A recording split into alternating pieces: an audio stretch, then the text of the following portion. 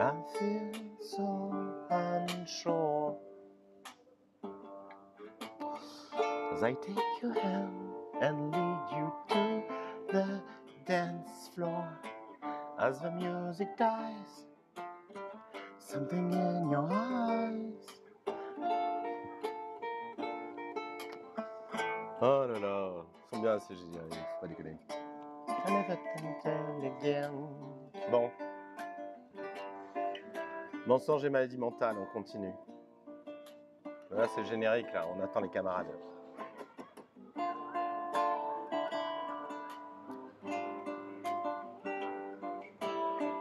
So I'll never dance again the way I dance with you.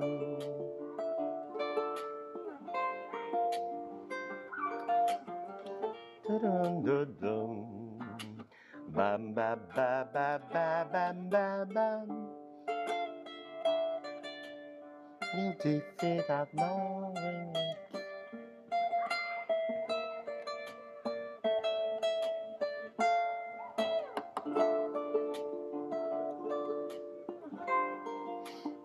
J'ai apporté un peu de pinard aussi. Mais il n'est pas terrible. Je pensais qu'il allait être meilleur.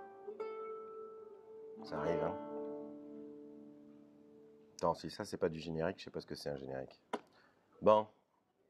Alors, on va continuer la lecture de Mensonge et maladie mentale de Joseph Gabel. Qu'est-ce qu'on a vu hier?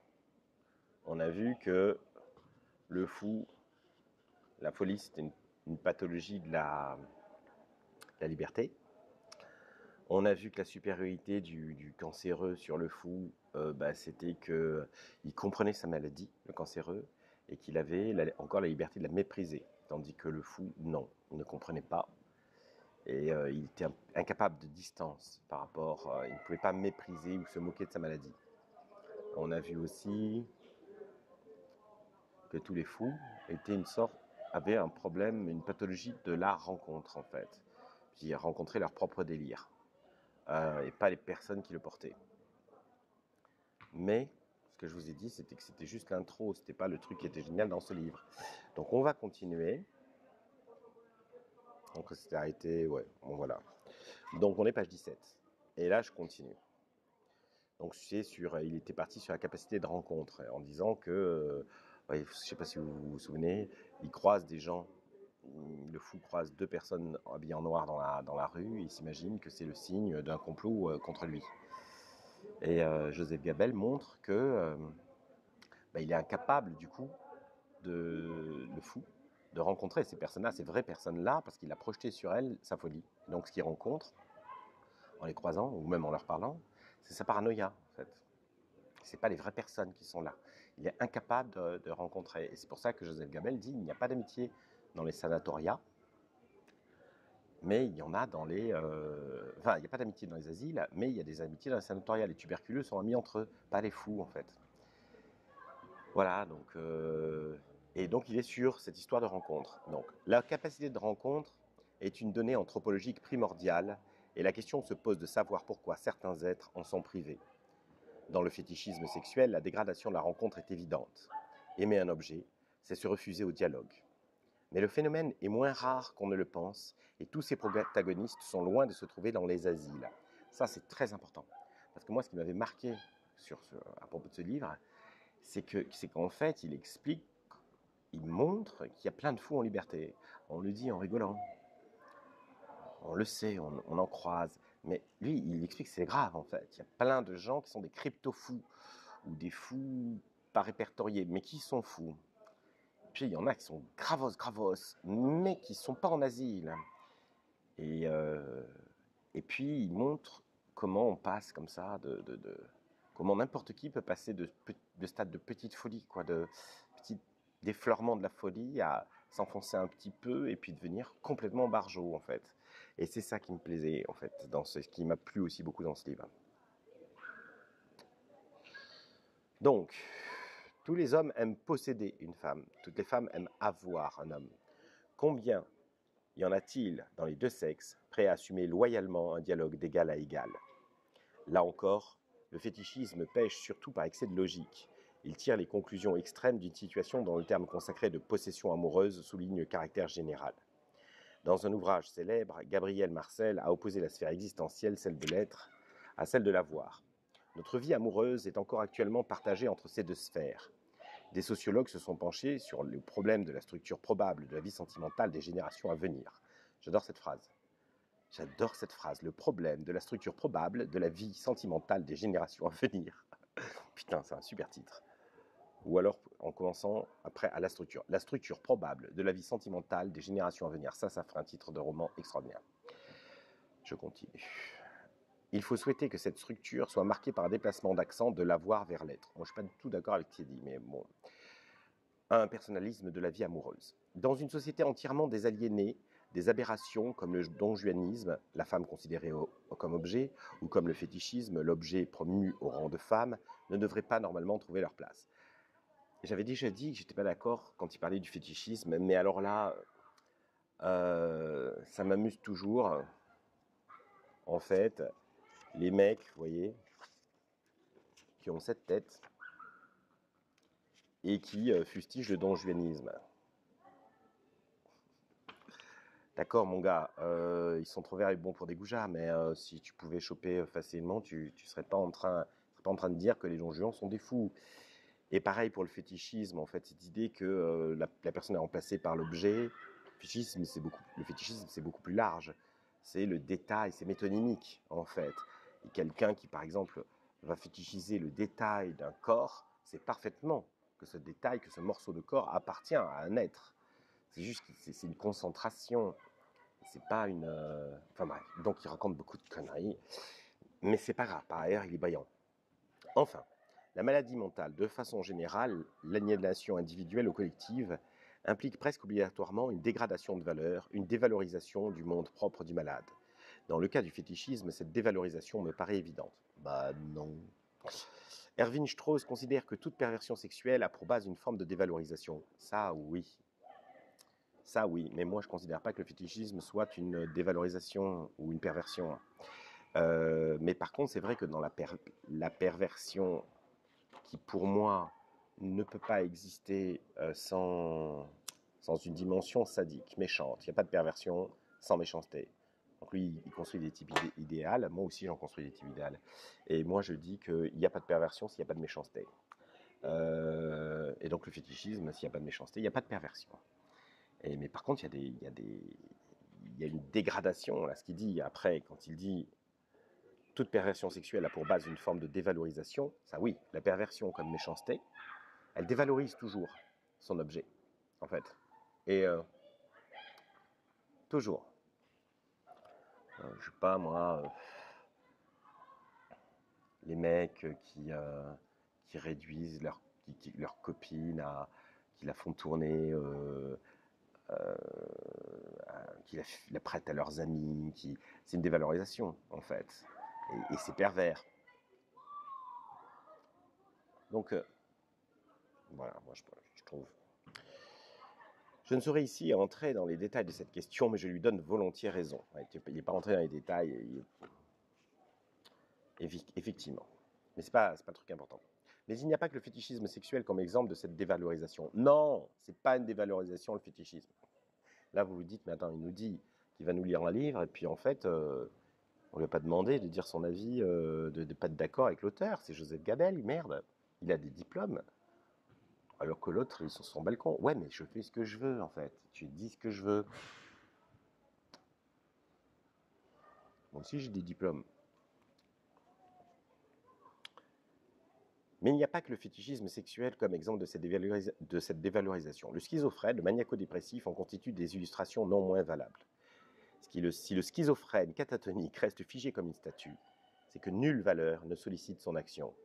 Si le maniaque s'agite de façon incohérente, s'il assomme son entourage par son ironie, ses calembours, son instabilité, ses airs de supériorité, c'est que lui aussi est privé de cette boussole de l'action que constitue une table fixe des valeurs. Alors moi, quand j'ai lu ça, ça m'a inquiété parce que je ressemble un peu à un maniaque, en fait. Je pense que les gens qui me connaissent, qui m'écoutent, se sont dit, mais c'est Marc, en fait. Le maniaque s'agite de façon incohérente, si le maniaque s'agite de façon incohérente, si la somme son entourage par son ironie, ses calembours, son instabilité, ses airs de supériorité, c'est que lui aussi est privé de cette boussole de l'action que constitue une table fixe des valeurs de l'existence. Et pourtant, j'ai une table fixe des valeurs de l'existence. Mais je me rappelle, à chaque fois que j'ai lu ce passage, je me suis dit, merde, il parle de moi, mais non. Et pourtant, je suis maniaque, mais avec une table fixe des valeurs de l'existence. Donc, soit il y a un défaut dans cette théorie, soit je suis une exception, soit c'est autre chose. Enfin bref, c'est comme quand on lit les bouquins de médecine, on se trouve toutes les maladies qu'on y lit. Ben, quand on lit les petits bouquins comme ça, on se dit merde, je suis schizophrène, merde, je suis maniaque, merde, je suis bipolaire, merde, je suis alcoolique. Non, ça non. J'en ai marre de boire de la merde. Putain, elle devait être bonne cette bouteille. Quelle arnaque. Bon, en effet, il n'y a pas d'action humaine cohérente sans un système de valeurs qui lui sert de boussole, et c'est une des raisons pourquoi je me permets de considérer la fameuse distinction weberienne, c'est Max Weber, c'est un sociologue, on s'affole pas, entre rationalité dirigée vers un but et rationalité guidée par des valeurs. Ça, c'est vrai. Ça, c'est une belle distinction. Parce que si vous avez une démarche rationnelle, stratégique, pour atteindre un but, je sais pas moi, conquérir le pouvoir, eh ben, vous allez mettre en place un certain nombre d'actions. Ça peut être tuer 5000 personnes, etc., etc. Mais la rationalité guidée par des valeurs, elle ne va pas être guidée par le but. Donc en fait, ce qui se passe, c'est que vous n'allez pas pouvoir faire n'importe quoi si vous êtes guidé par des valeurs. Si vous êtes guidé seulement par un but, rien à foutre des autres en fait. Vous êtes... voilà, il n'y a pas de réflexion sur les moyens. Mais par contre, si votre rationalité, elle est nourrie de valeurs, en fait, quelles qu'elles soient, ça peut être des valeurs horribles aussi, mais elle n'est pas... voilà, elle a un déploiement qui est indépendant du but et qui quelquefois complique le fait d'atteindre ce but. Voilà, bon, bref. Moi, je vous avoue que j'ai plus d'estime et plus d'intérêt pour les gens dont la rationalité est guidée par des valeurs, que les gens qui sont dans la rationalité est guidée par un but. Et pourtant, dans la société actuelle, on glorifie les personnes comme ça, qui tracent, qui massacrent, qui atteignent les buts, de façon sans conscience, en fait, sans scrupule, sans frein, sans limite. On a l'impression, oh, quelle force, mais c'est pas de la force. Oui, c'est une sorte de sauvagerie, mais la plupart du temps, c'est même pas une audace transgressive, parce que ce sont des gens qui voient pas le problème, en fait. Donc, c'est pas des audacieux, ce sont des aveugles, en fait. Et en fait, pour moi, je les regarde comme des débiles, en fait. Mais bon, on s'en fout, hein.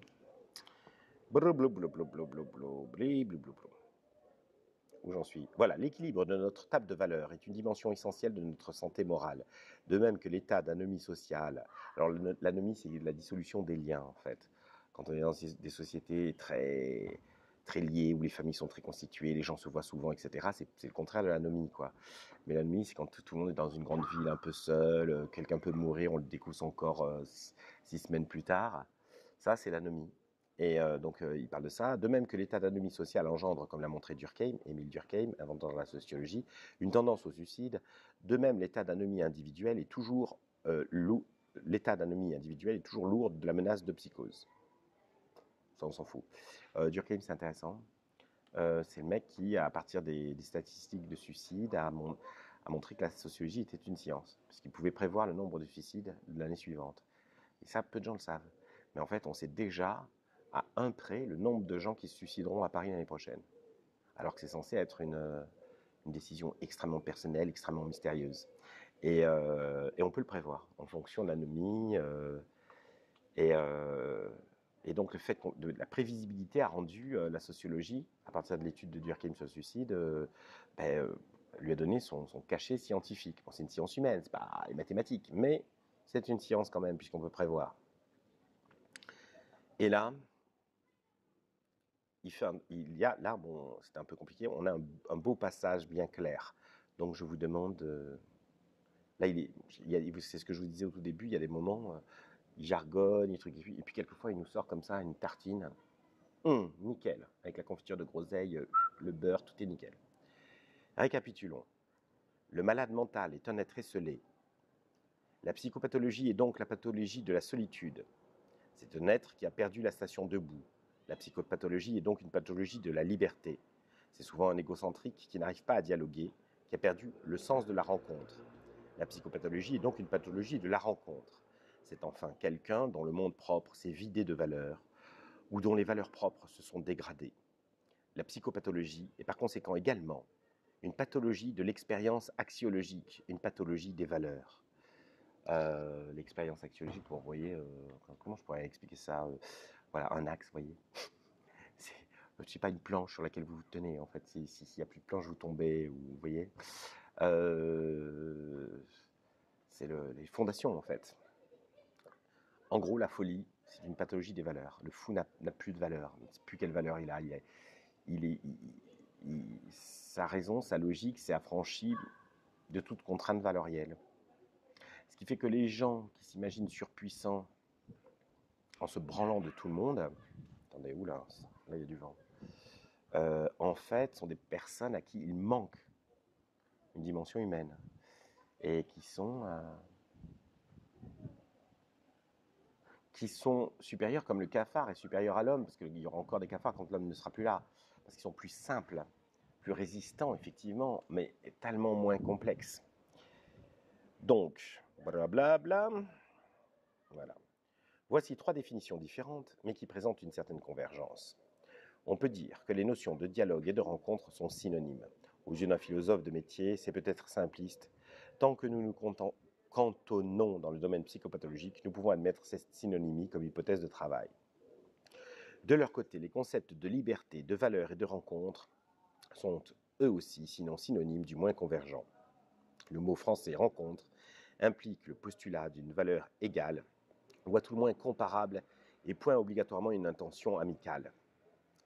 Le duel est la rencontre armée de 2 adversaires, voire de 2 ennemis, de valeurs comparables, et qui sont du moins censés s'estimer mutuellement. On parle aussi de la rencontre de 2 équipes concurrentes de football, alors que le combat d'un torero contre un taureau ne saurait être qualifié véritablement de rencontre. De même, le concept de rencontre est à mon sens inséparable de celui de liberté. 2 troupeaux d'esclaves peuvent se croiser, je n'ai pas le sentiment que ce soit là une véritable rencontre. Toutes ces définitions convergent vers quelque chose d'indéfinissable qui constitue l'essence anthropologique de l'homme et qui a été peut-être serré de plus près par l'école personnaliste de Mounier et de ses disciples. On s'en fout. La psychopathologie n'est même pas essentiellement une pathologie d'intelligence. C'est une pathologie de tout ce qui est humain dans l'homme. C'est aussi le cordon ombilical qui relie la médecine à l'anthropologie. Ça aussi, on s'en fout. Mais la phrase importante, c'est la pathologie de tout ce qui est humain dans l'homme. C'est-à-dire, alors là, ce qu'il dit, c'est que la folie atteint ce qui est spécifiquement humain. La rencontre, la liberté, les valeurs. Un animal, il n'y a pas de valeur, quoi. Le lion, il ne se dit pas, mon Dieu, la biche va souffrir. Et la question de la compassion, quelle est ma place dans l'univers, pourquoi, en tant que carnivore, suis-je intrinsèquement un bourreau? Et là, il n'est pas là-dedans, le lion, quoi. Et il y a des êtres humains qui ne sont pas là-dedans. Ce sont des animaux, en fait. Parce que ce qu'il y a d'humain en eux a été dégradé, pour reprendre un terme de Joseph Gabel, par la folie. Parce que ce serait ça, la folie. Et là, il va commencer un peu à aborder, c'est pour ça son intro elle est un peu chiante, il va commencer à aborder ce que moi j'ai trouvé génial il y a 20 ans, ce que je trouve toujours génial. Jusqu'ici, il a été peu question de mensonge, et un lecteur pourrait se dire que le seul mensonge de cette étude est celui qui a permis à son auteur de se livrer à toutes sortes d'élucubrations philosophico-psychiatriques sans l'ombre d'un rapport avec le sujet annoncé. Nous y arrivons pourtant et de plein pied. Nous avons essayé de dégager le type idéal de la maladie mentale, constituée par la perte de liberté, la solitude, la perte du sens de la rencontre, la dégradation des valeurs du monde propre. Eh bien, le menteur est aussi seul, sans liberté, sans rencontre, et il vit également dans un univers dévalorisé. Le mensonge n'est pas une maladie mentale, mais sa structure est celle de la maladie mentale.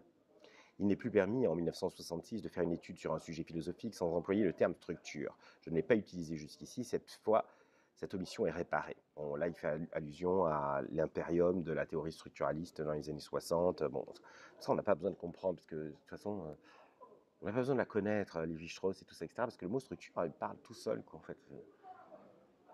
En fait, le structuralisme était juste un déploiement, une glose sur du, le mot structure, quoi. Tout est dans la langue. Voilà. Il faut juste aller voir dans le mot, quoi. Et ça, c'est très fort. Parce que c'est là, en fait, que le livre commence. Il a posé, en fait, son type idéal de la maladie mentale. Et il montre que dans le mensonge, chez les menteurs, mais dans n'importe quel mensonge, mais puis après, chez les menteurs qui mentent beaucoup, c'est la même chose. C'est la même chose. Eh bien, le menteur est aussi seul, sans liberté, sans rencontre, et il vit également dans un univers dévalorisé. Donc, seul, vous comprenez bien que quand vous mentez à tout le monde, vous êtes gravement seul en termes de vécu. Sans liberté. Pourquoi vous n'êtes pas libre? Eh bien, parce que vous devez rester logique, raccord avec vos mensonges. Le mensonge vous oblige. Vous avez dit, je ne peux pas venir à la soirée, le petit Nicolas est malade. Une semaine plus tard, vous croisez personne, vous dites, alors, petit Nicolas, est-ce que ça va bien? Et là, vous êtes obligé de continuer, de mentir encore. Chaque mensonge fait des bébés. Et non, mais en fait, ça va bien, mais finalement, on n'est pas allé chez le médecin, ou alors on est allé chez le médecin, et puis et là, après, vous avez le petit Nicolas qui est à côté de vous, qui ne comprend pas ce qui se passe, il n'est jamais allé chez le médecin, qui voit ses parents en train de mentir à d'autres adultes. C'est pas un bon exemple, hein. Et après, vous êtes obligé d'inviter le petit Nicolas, qui est l'ami des enfants de vos amis. Et vous lui dites, écoute, il va falloir que tu montes à tes petits camarades, parce que comme on a menti pour ne pas aller à la soirée, puis qu'on les a croisés, qu'on a dit que tu étais allé chez le médecin, alors qu'en fait, à l'origine, tu n'étais pas malade. Et puis là, vous avez besoin de la solidarité dans le mensonge de vos enfants, qui vont mentir aux enfants de vos amis. Donc, au début, ce petit mensonge blanc, c'était rien, en fait, en apparence. Puis là, on en est à 15 mensonges, et surtout, vous apprenez à vos enfants à mentir, par solidarité, quoi. Et là, vous allez devoir rester collé à ça, fidèle à ce mensonge, quoi. Et là, c'est un tout petit mensonge. Mais imaginez des mensonges plus conséquents. Donc, le menteur n'est pas libre. Il a une impression de toute puissance au moment où il ment, mais en fait, il vient de se mettre des chaînes. Sans rencontre, donc en fait, c'est du pipeau, quoi. Tout est faux, quoi. C'est faux. Là, vous ne rencontrez plus la personne, vous la pipotez, c'est fini, quoi. Il n'y a plus d'authenticité. Et il vit également dans un univers dévalorisé, le menteur, puisque il n'a pas la vérité, on s'en fout. Bon, les gens, rien à foutre. Il est obligé de dégrader en fait un certain nombre de valeurs pour mentir, continuer à mentir. Enfin bref, mentir, c'est très dangereux. Et donc le mensonge n'est pas une maladie mentale, mais sa structure est celle de la maladie mentale. C'est là qu'il commence à être balèze, Joseph Gabel. Et il continue. Nul ne mettra en doute, je suppose, le caractère égocentrique du mensonge. C'est une donnée classique. L'homme qui dit la vérité postule que son interlocuteur en fait autant. Justifier ou non ce postulat n'a rien d'absurde. L'univers de la vérité est un univers de relations réversibles, un univers adulte. C'est-à-dire que je dis la vérité, donc je pense que l'autre dit la vérité. Vous voyez, c'est réversible. L'autre est mon égal. Le menteur doit en revanche postuler que son adversaire dit la vérité. La conduite mensongère n'est pas généralisable. Un univers du mensonge généralisé serait un univers absurde. Eh oui, c'est pas réversible l'univers du menteur. Il ment à quelqu'un qui dit la vérité. Il est là, comme je suis trop fort. Alors que celui qui dit la vérité et qui pense que l'autre dit la vérité aussi, tout est réversible, il y a une égalité. Chez le menteur, l'univers n'est pas réversible. C'est lui, il ment et il sait que l'autre dit la vérité. Enfin, en tout cas, il l'escompte, il table là-dessus. Et ce que dit Joseph Gabel, c'est que si tout le monde mentait, alors on rentrerait dans un putain de délire. L'univers deviendrait absolument absurde. Et bon, il y a une super série un super film, il n'est pas très bon, mais il est très intéressant, de Ricky Gervais, qui s'appelle L'invention du mensonge sur Netflix, qui est très rigolo, que je vous conseille, qui n'est pas un bon film, mais qui est très très intéressant, où Ricky Gervais joue le rôle d'un mec d'un monde dans lequel tout le monde dit la vérité. Et puis un jour, il invente le mensonge dans ce monde-là. Et puis bah, ça se complique. Il se rend compte que tout le monde le croit, puisque le mensonge n'existait pas. Et il faut voir le film est rigolo. The Invention of Lying. Il en résulte que le menteur est seul, que son dialogue est un faux dialogue, qu'il entretient une illusion de rencontre où il est à la fois artisan et dupe. Par contre, la perte de liberté du menteur peut être contestée et on imagine assez bien un Caliclès moderne chantant l'éloge de la magnifique liberté du menteur, opposée à l'esclavage de celui que l'on qualifie de façon caractéristique de serviteur de la vérité. Ce serait là une démonstration spécieuse. L'homme qui dit la vérité ne subit que sa propre loi. Le menteur voit son mensonge s'objectiver, devenir une puissance étrangère qui lui impose une loi étrangère. C'est ce que je disais en disant qu'à partir du moment où on ment, eh ben, il faut rester logique. Et donc, du coup, on est aliéné, on est enchaîné à son mensonge, en fait. On n'est plus libre, on perd sa liberté en mentant. Pas en disant la vérité. Le pire moment de la carrière du menteur est peut-être celui où son entourage, où son mensonge rencontre créance, c'est-à-dire où on le croit.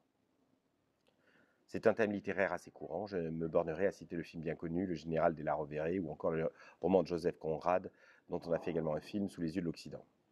Le menteur est obligé d'assumer un rôle qui n'est pas le sien, qui lui est extérieur. Il doit réagir en fonction de ce rôle artificiel, vivre dans la terreur de la gaffe qui pourrait le trahir. Il éprouve souvent le moment où il finit par être démasqué, comme une sorte de libération. Nous tous jouons dans la vie un rôle, mais le rôle que joue le menteur est un rôle extérieur à son personnage, un rôle aliénant. La liberté du menteur n'est qu'apparence. Ça, mes amis, c'est énorme. Parce que tous les gens qui mentent et qui le ressentent comme une puissance ne se rendent pas compte qu'ils viennent de se tirer une balle dans la tête, en fait. Ils viennent de s'aliéner. Et ce qu'ils racontent là, c'est qu'on joue des rôles. On force un peu le trait, on frime un peu, on s'habille d'une certaine manière. Oui, le monde est un théâtre. On peut un petit peu mentir à droite, à gauche, vous voyez. Mais si on s'y met vraiment à mentir, il y en a. Je mens à un, et je dis autre chose à l'autre, et je truc, et puis je me débrouille pour qu'ils se rencontrent pas, pour pas recouper les histoires, et puis les trucs, ils vivent comme ça. À ce moment-là, c'est plus un rôle. On n'est plus personne, en fait. On ne joue pas un rôle, on en joue 10, 20. Et ça s'apparente, vous voyez là, à la schizophrénie, quoi. Il y a une petite tentation schizophrénique. En tout cas, c'est une gueule de crypto-schizophrénie. En tout cas, on n'est plus libre, alors qu'on s'imagine être malin. C'est ça qui est terrible. Donc, du point de vue anthropologique, le mensonge apparaît donc comme un phénomène périphérique de la psychopathologie. Ce sont probablement les mêmes forces, ou plus exactement les mêmes faiblesses, qui obligent telle personne à se réfugier dans le délire et telle autre à essayer d'avancer dans la vie sur les fragiles béquilles du mensonge. Alors là, ce qu'il dit, c'est quoi? Eh ben, c'est que quelqu'un qui ment et quelqu'un qui délire, c'est la même chose. Seulement, il y en a un qui s'est réfugié dans le délire, quoi, il a lâché, quoi. Vous voyez. Et l'autre qui est tellement faible, c'est deux faiblesses par rapport au réel. Mais pas autant que le délirant, mais il ne peut pas assumer la vérité, il a pas assez de force, de personnalité, d'existence réelle, et il avance avec le mensonge, en se croyant protégé, mais en se dissolvant, en fait, au fur et à mesure. Et donc là, c'est très très fort. Du point de vue anthropologique, le mensonge apparaît donc comme un phénomène périphérique. Alors, le mensonge est un phénomène périphérique de la folie, je traduis. Ce sont probablement les mêmes forces, ou plus exactement les mêmes faiblesses, qui obligent telle personne à se réfugier dans le délire et telle autre à essayer d'avancer dans la vie sur les fragiles béquilles du mensonge. Donc je ne sais pas si je vais continuer là. Non, je vais m'arrêter là, aujourd'hui. Page 25. Et là, on est rentré. Ça y est, il a fini son intro un peu chiante. On est rentré dans le début de sa théorie.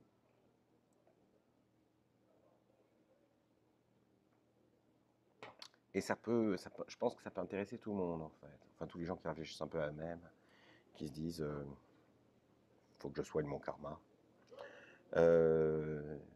Et tous ceux qui s'interrogent sur le mensonge, soit qu'on leur ait menti, soit qu'ils aient menti et que ça ait eu des conséquences terribles, soit qu'ils se sentent, qu'ils cherchent, qu'ils soient à la recherche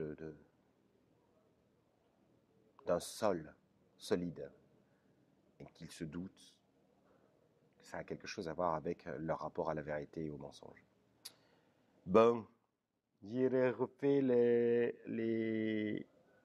Pourquoi à chaque fois je prends des accents? Là, c'était quoi? J'ai refait les... Je sais pas quoi. Le générique de fin. Allez, c'est parti. George Michael. Spéciale dédicace à Valérie Francis Figa. Excuse-moi Valérie, j'ai dit ton nom. Mais c'est George Michael. Et quand tu avais 13 ans, tu étais amoureuse de George Michael. Et moi Valérie, j'étais amoureux de toi. Tu le sais parce que tu m'as filé un putain de râteau à la marina, souviens-toi. Putain, qu'est-ce que j'en ai voulu à George Michael. Tout ça pourquoi? Il était homosexuel, Valérie. Je pense que tu as dû t'en rendre compte par la suite, apprendre. Donc t'as filé un vent, un gamin adorable, parce que tu étais amoureuse d'un mec sur une affiche en short rose. Déjà, tu aurais dû avoir des doutes. L'affiche de Wham qui était dans ta chambre, elle était déjà... Mais bon, c'est vrai qu'on était jeunes, on n'y connaissait rien. C'est bizarre, hein? C'était il y a combien de temps? Longtemps, plus de 30 ans. Je m'en souviens comme si c'était hier. Putain, avec ta copine Patricia, là.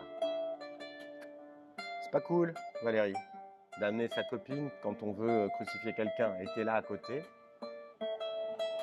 Elle a tenu la chandelle d'une crucifixion. Je te pardonne. Enfin, en tout cas, je pense à toi chaque fois que j'entends une chanson de George Michael. Bizarre, hein? Bon, allez, à demain pour ceux que ça intéresse. Hein. Bisous.